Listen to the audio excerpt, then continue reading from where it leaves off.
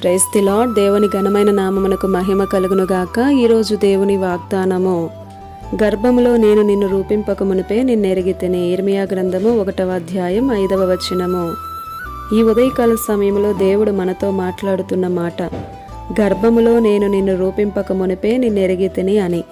గర్భము నుండి బయలుపడక ముందే నేను నిన్ను ప్రతిష్ఠించి తిని అని. కొన్నిసార్లు మనం అనుకుంటూ ఉంటాం కదా, దేవుడు నన్ను అసలు ఎరిగి ఉన్నాడా, దేవునికి నేను అసలు జ్ఞాపకం ఉన్నానా అని మనం అనుకుంటాం.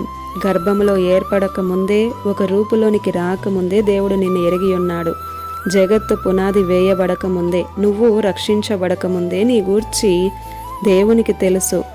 ఏ పరిస్థితులలో నీవున్నావో, ఏ స్థితిలో నువ్వు ఉండి దేవుని వైపు చూస్తున్నావో, నన్ను దేవుడు మర్చిపోయాడేమో అని అనుకుంటున్నావా? ప్రియ సహోదరుడా, సహోదరి, ఆయన అన్నీ ఎరిగి ఉన్నాడు. నీవు కూర్చుండుట, లేచుట, నీ తలంపులు, నీ ఉద్దేశ్యములు, ఆఖరికి నీలో ఉన్న ఆలోచనలు సహితం లెక్కించువాడు మన దేవుడు.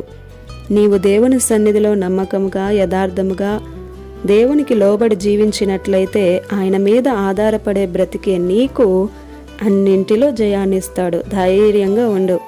ఏ క్లిష్ట పరిస్థితి అయినా సరే జయించే కృపా జ్ఞానాన్ని ఆయన ఇస్తాడు. నీ జీవితంలో ఏమి జరగబోతుందో, నీ భవిష్యత్తు ఎలా ఉండబోతుందో సమస్తము కూడా దేవునికి తెలుసు. నిన్ను నీవు దేవునికి అప్పగించుకోవడమే.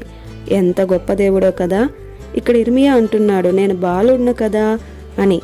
ఇర్మియాతో గర్భంలో రూపింపక మునిపే నేను నిన్ను ఎరిగితిని, నీకు నేను తోడై ఉన్నాను అని.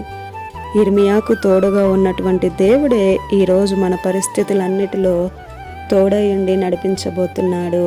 ఆమేన్.